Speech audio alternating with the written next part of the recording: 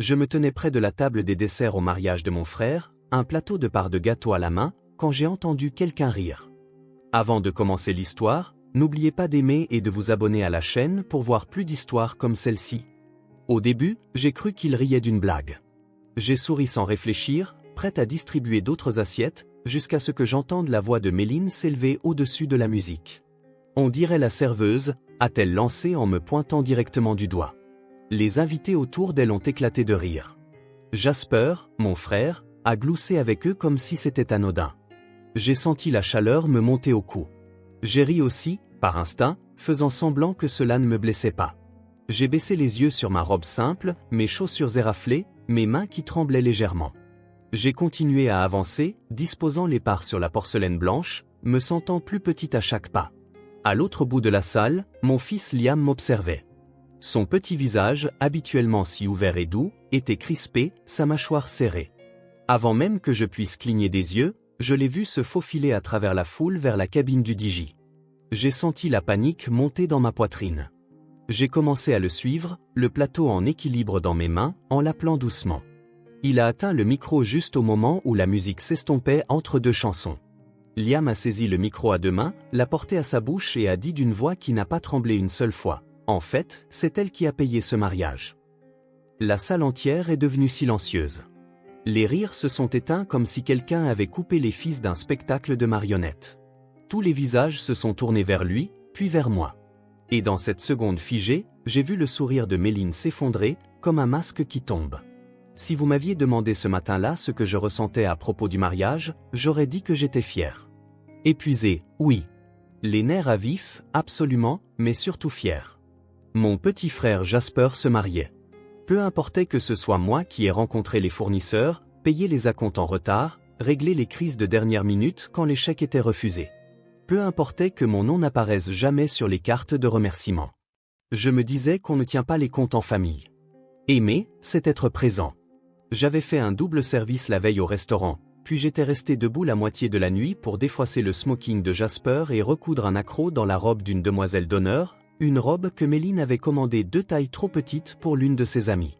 Mes mains étaient encore douloureuses lorsque je m'étais glissé dans ma robe ce matin-là, une simple robe trapèze bleu marine trouvée en solde l'année dernière, n'imaginant jamais qu'elle me servirait un jour de tenue de mariage.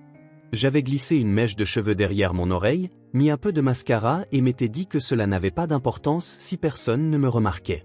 C'était le jour de Jasper. La réception se tenait sous une immense tente blanche sur la pelouse du domaine familial de Méline. Des guirlandes lumineuses pendaient au-dessus de nos têtes comme des étoiles prises dans un filet.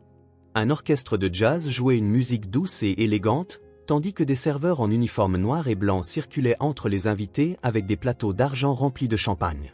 Partout où je regardais, il y avait des nappes impeccables, des verres polis, des centres de table imposants dégoulinant de roses et de cristaux. C'était magnifique, exactement comme Méline l'avait rêvé. Jasper avait fière allure. Nerveux, mais beau. Il a croisé mon regard une fois pendant les photos et m'a fait un petit clin d'œil. C'était le même sourire qu'il me faisait quand nous étions enfants et que nous volions des biscuits dans la cuisine après l'heure du coucher. J'ai souri en retour et lui élevé le pouce. Quelles que soient les différences qui s'étaient creusées entre nous au fil des années, ce n'était pas le jour pour s'y attarder. Liam se tenait à côté de moi, jouant avec les manchettes de sa petite veste de costume. Il détestait s'habiller chic, mais il ne s'était pas plaint une seule fois. Il savait à quel point ce jour était important pour oncle Jasper. Il savait combien sa mère avait travaillé pour que cela se produise. « Ça va ?» lui ai-je demandé en pressant doucement son épaule. Il a hoché la tête mais n'a rien dit. Ses yeux scannaient la foule, l'air las et un peu dépassé. « Regarde tout ça », ai-je dit pour essayer d'alléger l'ambiance. « Chic, hein ?» Liam a haussé les épaules. « Ça a l'air cher. » J'ai ri doucement et ébouriffé ses cheveux. « Ne t'inquiète pas pour ça. Ce n'est pas notre travail de nous inquiéter aujourd'hui. » Ce n'était pas exactement un mensonge. C'était juste un espoir. Je ne voulais pas que Liam porte le poids que je portais depuis si longtemps. L'après-midi a défilé dans un flou de discours et de toasts, le soleil descendant plus bas, baignant tout d'une lumière dorée. Je suis resté principalement en retrait, aidant là où je pouvais, m'éclipsant à l'arrière-plan quand les photographes officiels arrivaient. Ce n'était pas à propos de moi. Cela ne l'avait jamais été. Quand l'organisatrice du mariage est arrivée en courant, l'air affolé et en sueur, demandant si quelqu'un pouvait aider à servir le gâteau parce qu'un membre du personnel avait démissionné en plein service. Je n'ai pas hésité. J'ai posé mon verre, pris le couteau de service et me suis mis au travail. Ce n'était pas glamour, mais cela devait être fait. C'était ce que je faisais de mieux, voir les manques et les combler silencieusement. J'ai transporté des assiettes de gâteaux de table en table, offrant des sourires et des félicitations polies, essayant de ne pas remarquer quand les gens regardaient à travers moi. Ce n'était pas personnel, me disais-je. Ils ne me connaissaient simplement pas. Je n'ai pas vu Méline arriver jusqu'à ce qu'elle soit juste à côté de moi, sa voix portant clairement au-dessus du bourdonnement des conversations. On dirait la serveuse, a-t-elle dit en riant et en me pointant du doigt comme si c'était la chose la plus drôle au monde. Les invités autour d'elle ont ri aussi. Certains semblaient mal à l'aise, mais la plupart riaient simplement parce que c'est ce qu'on fait quand la mariée fait une blague. J'ai souri parce que c'est ce qu'on fait quand on a été élevé en croyant que faire une scène est pire que d'être humilié. J'ai continué à servir. Mes mains tremblaient un peu, mais j'ai continué à sourire. Je me suis dit que ça n'avait pas d'importance. Je me suis dit que c'était le jour de Jasper. Je pouvais survivre à n'importe quoi pour un après-midi de plus. Mais à l'autre bout de la pièce, le visage de Liam changeait. Ses joues sont devenues rouges vifs, ses petits poings se serraient sur ses côtés. Je l'ai vu me regarder, puis regarder la scène, puis me regarder à nouveau. Quelque chose grandissait en lui, quelque chose de féroce et d'inarrêtable. Avant que je puisse bouger, avant que je puisse secouer la tête ou lui dire de rester tranquille, il se glissait déjà entre les tables vers la cabine du DJ. Et j'ai su à cet instant que tout était sur le point de changer. J'ai posé le plateau vide derrière la table des desserts et me suis essuyé les mains sur une serviette, essayant de reprendre mon souffle. Mes joues brûlaient. Chaque nerf de mon corps se sentait exposé, comme si j'avais marché droit dans un feu dont je ne pouvais m'échapper. Je me suis dit de laisser passer. Une blague n'était qu'une blague. Ce jour n'était pas à propos de moi. Je répétais ces mots dans ma tête comme une prière. Mais quand j'ai levé les yeux, j'ai vu Liam bouger plus vite maintenant, tissant son chemin entre les invités, sa petite mâchoire serrée avec une détermination qui m'effrayait. Ses yeux bruns, si semblables aux miens, brillaient d'une fureur que je ne lui avais jamais vue auparavant. J'ai commencé à avancer vers lui, chuchotant son nom, voulant qu'il s'arrête. Il a jeté un coup d'œil en arrière une fois puis a continué, droit vers la table du DJ, où un microphone reposait sans surveillance. Le groupe venait de terminer une chanson, la salle bourdonnait de bavardages et de cliquetis de verre, la couverture parfaite pour qu'il se faufile inaperçu. Mon cœur martelait dans ma poitrine alors que j'accélérais le pas. Je n'avais aucune idée de ce qu'il prévoyait, mais je connaissais Liam. Il était calme, observateur, mais quand il croyait que quelque chose était injuste, il agissait avec une audace qui prenait les gens au dépourvu. Il avait été élevé en me regardant lisser les insultes, absorber les affronts, rester silencieuse pour maintenir la paix. Peut-être avait-il appris quelque chose de différent sur le moment où il fallait parler. Je l'ai atteint juste au moment où ses doigts se refermaient sur le microphone. « Liam » ai-je dit sèchement à voix basse. « Arrête !» Il s'est tourné et m'a regardé, et il n'y avait aucune peur sur son visage, seulement de la conviction, le genre de conviction que j'avais depuis longtemps enterré sous des années à me dire qu'il était plus facile de ne pas faire de vagues. « Ils doivent savoir » a-t-il dit, la voix ferme. Avant que je puisse dire un autre mot, il s'est retourné et a porté le microphone à sa bouche. Les haut-parleurs ont légèrement grésillé, attirant l'attention de tout le monde. Les conversations se sont interrompues au milieu des phrases, les têtes se sont tournées. Le brouhaha de la salle s'est évaporé dans un silence lourd et curieux. Debout là, dans son petit costume, les cheveux dressés à l'arrière là où j'avais essayé de les aplatir plus tôt, Liam semblait impossiblement petit et impossiblement courageux. Mes mains tremblaient le long de mon corps, une partie de moi voulant l'arracher de là, l'autre partie figée par quelque chose de plus profond. Fierté, peur, espoir. « Mesdames et messieurs » a-t-il dit, sa voix forte et claire. « Je veux juste dire quelque chose très vite. » Quelques rires dans la foule. Certains invités se sont penchés, s'attendant à un moment mignon d'enfant. Peut-être une histoire drôle sur l'oncle Jasper. Méline, debout à la table d'honneur dans sa robe blanche scintillante, souriait avec indulgence, s'attendant clairement à la même chose. J'ai regardé Liam prendre une profonde inspiration, le microphone tremblant juste légèrement dans sa main. « Ma mère n'est pas la serveuse » a-t-il dit. Un murmure a parcouru la salle. « Et elle n'est pas juste là pour vous servir du gâteau » a-t-il continué. Sa voix s'est légèrement élevée, remplie de quelque chose de brut et de tremblant. Les invités ont bougé sur leurs chaises. Certains semblaient mal à l'aise maintenant, d'autres curieux, d'autres fronçaient les sourcils comme s'ils réalisaient seulement maintenant qui j'étais. Liam a dégluti difficilement et a fini. En fait, c'est elle qui a payé ce mariage. Le silence s'est écrasé sur la salle comme une vague.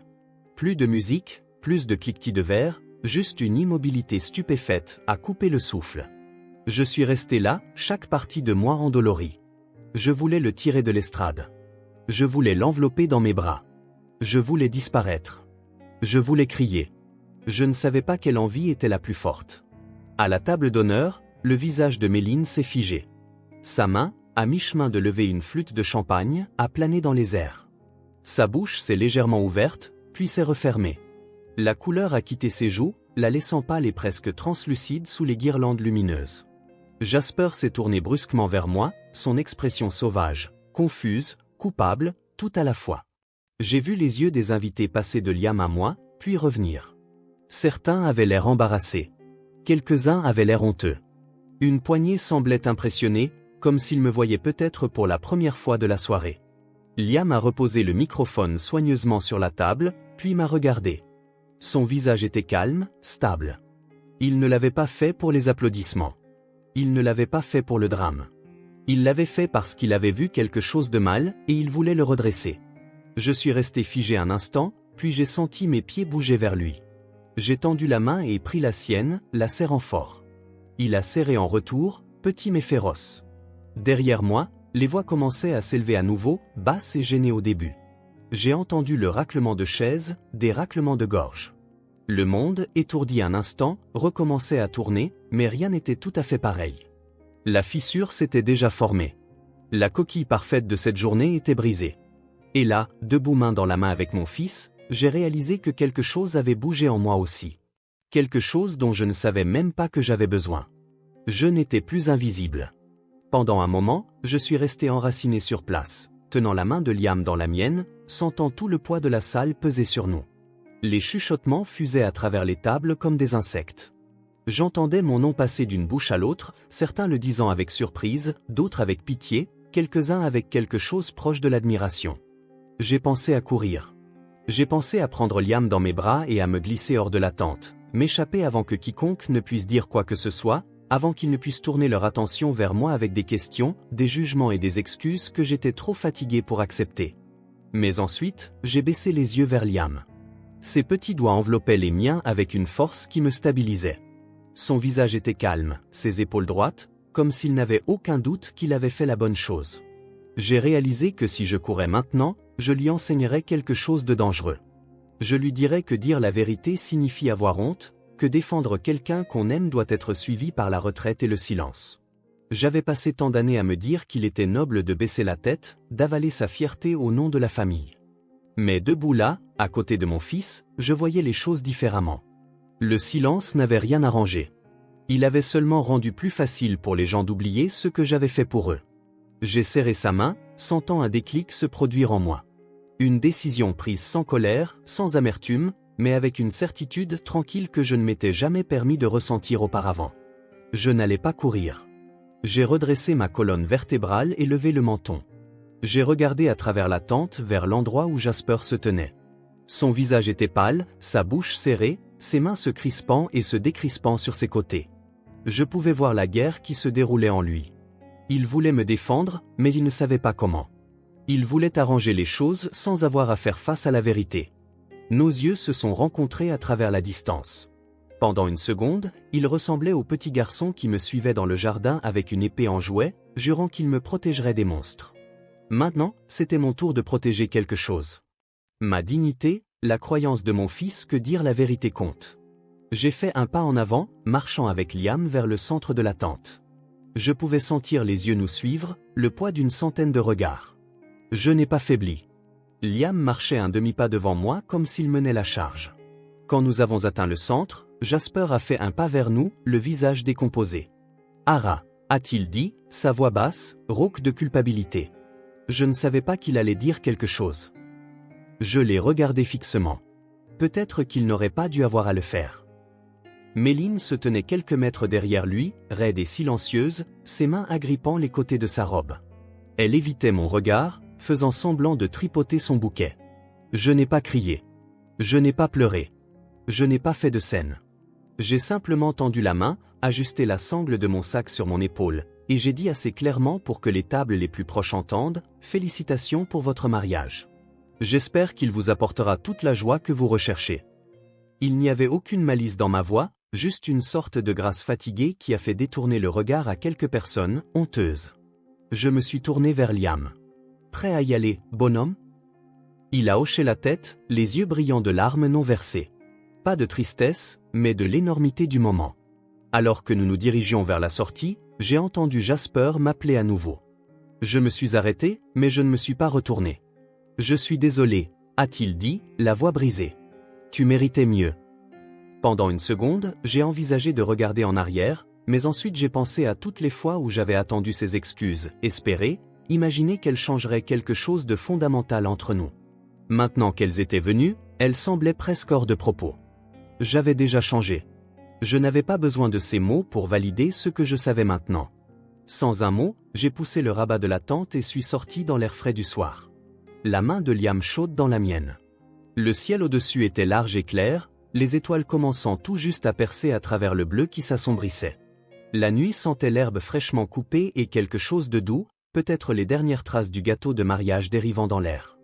Nous avons marché jusqu'à la voiture ensemble en silence. Pas le silence lourd de la honte ou de la colère, mais quelque chose de plus léger, de plus fort. En moi, un feu tranquille avait été allumé. Pas le genre rageur et destructeur, mais une flamme stable qui ne s'éteindrait plus.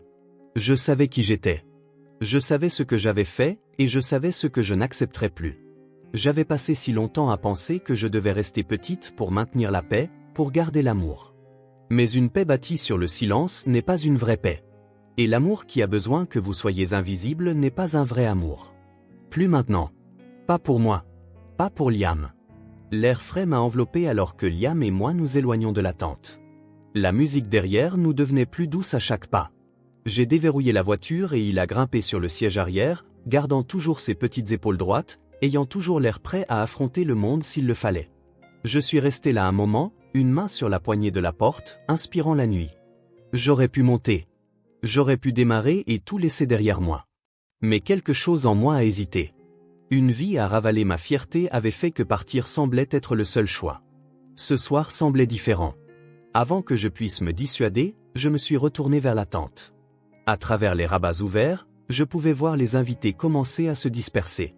Certains faisaient semblant que rien ne s'était passé, replongeant dans leurs conversations et leurs rires. D'autres se tenaient en petits groupes, jetant des coups d'œil vers l'endroit vide où Liam avait fait son annonce. Quelques personnes ont regardé vers moi, détournant rapidement le regard quand elles ont réalisé qu'elles avaient été surprises à me fixer. Jasper se tenait près de l'entrée, les mains enfoncées dans ses poches, le visage tordu par le regret. Quand il m'a vu revenir, il s'est redressé, faisant quelques pas hésitants en avant. « Je te cherchais » a-t-il dit. « J'étais juste là » ai-je répondu, ma voix égale. Il a ouvert la bouche, l'a refermée, puis a essayé une fois de plus. « On peut parler ?» J'ai jeté un coup d'œil à la voiture où Liam était assis à nous observer par la fenêtre, son front pressé légèrement contre la vitre. J'ai hoché la tête une fois, sèche et ferme. Je ne lui devais pas mon temps. Mais pour le frère qui, autrefois, attachait une couverture autour de son cou et se faisait appeler mon protecteur, j'allais écouter. Nous nous sommes éloignés un peu de l'entrée, juste assez loin pour pouvoir parler sans que tout le mariage n'écoute. « Tu n'étais pas obligé de faire tout ça » a dit Jasper en se frottant la nuque. « Peut-être pas, ai-je dit. Mais je l'ai fait. » Il a baissé les yeux vers le sol. « J'aurais dû te remercier. J'aurais dû te défendre quand Méline a dit ce qu'elle a dit. Je me suis juste figé. J'ai pensé que ce serait plus facile d'en rire. »« Plus facile pour qui ?» ai-je demandé. Il a grimacé. « Pour moi, j'imagine. » Pour la première fois de la soirée, j'ai vu la prise de conscience. La réalisation de ce que son silence avait coûté, non seulement ma dignité, mais sa propre compréhension de qui il était censé être. « Je pensais que garder le silence était ce que tu voulais, » a-t-il dit. « Tu n'as jamais demandé de reconnaissance. » Je n'ai jamais demandé parce que je ne voulais pas que tu te sentes mal, ai-je dit. Parce que c'était un cadeau, pas une dette. Mais un cadeau ne signifie pas que tu as le droit de faire comme si la personne qui l'a offert n'existait pas. Il a hoché la tête lentement, ses yeux vitreux sous la douce lumière traversant la pelouse. Je ne sais pas comment réparer ça, a-t-il dit. Tu commences par ne pas laisser les gens rire de ceux qui t'aiment le plus, ai-je dit. Tu commences par ne pas avoir peur de dire la vérité. Nous étions là dans la nuit, deux frères et sœurs qui avaient passé une vie à orbiter autour de vieilles blessures et de non-dits. Ce n'était pas tout ce dont j'avais besoin, mais c'était plus que ce à quoi je m'attendais. Derrière lui, j'ai aperçu Méline debout raidement près de la piste de danse, entourée de quelques-unes de ses amies. Elle continuait à regarder par-dessus son épaule vers nous, la bouche serrée. Je n'ai ressenti aucune envie d'aller vers elle. Son silence ce soir avait parlé plus fort que tout ce qu'elle aurait pu dire. « Ara » a dit Jasper à nouveau, la voix à vif. « Je te crois, ai-je dit. Mais tu dois être meilleur pour toi-même, pour elle et pour moi. » Il a hoché la tête une fois, un mouvement lent et profond qui semblait lui coûter quelque chose. Puis il a fouillé dans la poche de sa veste et a sorti un petit sac en velours. « J'allais te donner ça après la lune de miel, a-t-il dit en le tendant. Mais peut-être que c'est mieux maintenant. » J'ai hésité, puis je l'ai pris. À l'intérieur se trouvait un simple collier en argent avec une petite pierre de saphir. Ma pierre de naissance, pas tapac sans grave-l'œil, pas cher, juste quelque chose qui disait qu'il s'était souvenu. « Merci », ai-je dit, ma voix se brisant pour la première fois de la soirée. Nous sommes restés là un moment de plus et puis je me suis retourné vers la voiture. J'avais dit ce que j'avais besoin de dire. J'étais resté, non pas parce que je le devais, mais parce que je l'avais choisi. Quand j'ai ouvert la portière de la voiture, Liam m'a souri comme si je venais de gagner une bataille qu'aucun de nous n'avait osé nommer. « Prêt, bonhomme ?» ai-je demandé.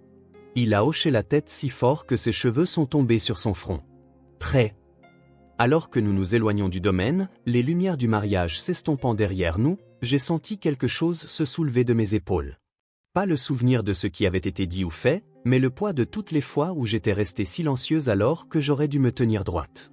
Ce soir, grâce à un garçon qui avait plus de courage dans ses petites mains que je n'en avais porté depuis des années, je m'étais souvenu comment faire et je n'oublierai plus. L'autoroute s'étendait devant nous, sombre et sans fin, brisée seulement par le flou occasionnel des phares passant dans la voie opposée. Liam avait enlevé ses chaussures et s'était recroquevillé sur le siège arrière, fredonnant doucement pour lui-même en regardant par la fenêtre.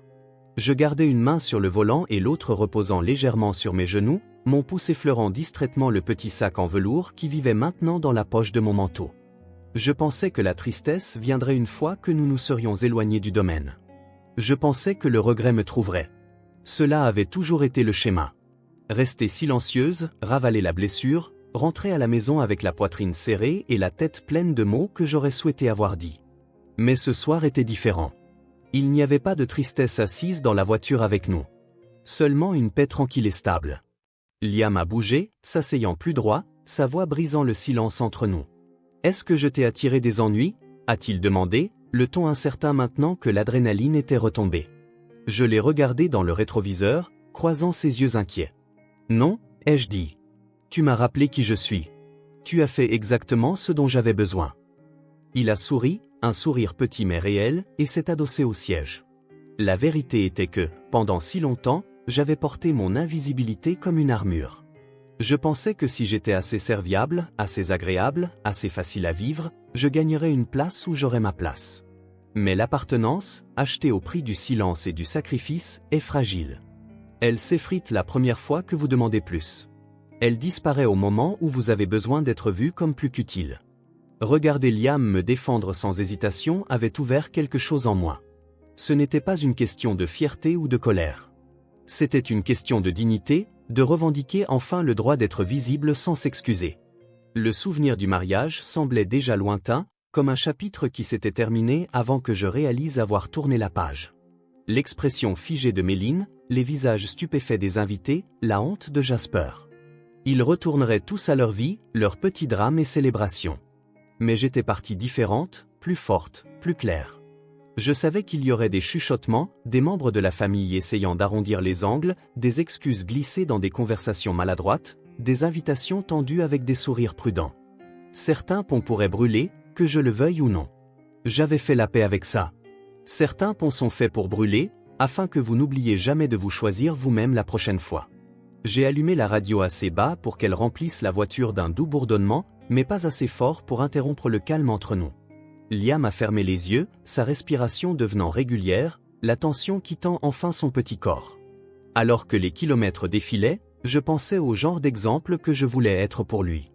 J'avais toujours cru que le protéger signifiait le mettre à l'abri du conflit.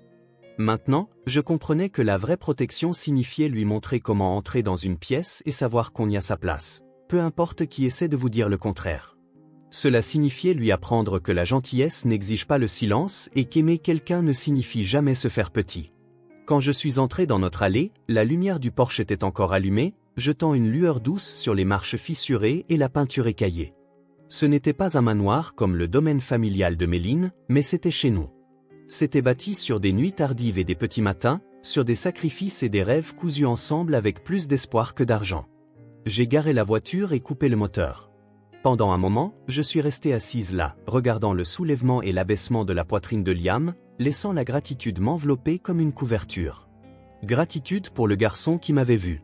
Gratitude pour la voix que j'avais enfin récupérée. Gratitude pour la certitude tranquille que désormais, les choses seraient différentes. J'ai ouvert la porte, sortant dans l'air vif de la nuit. Liam a remué, clignant des yeux de sommeil alors que je le détachais. « Viens, bonhomme », ai-je dit, la voix douce. « On est à la maison. » Il a glissé sa main dans la mienne sans hésitation, tout comme il l'avait fait sur la piste de danse, tout comme il l'avait fait quand il avait saisi ce microphone. En montant les marches ensemble, j'ai réalisé quelque chose de simple et profond.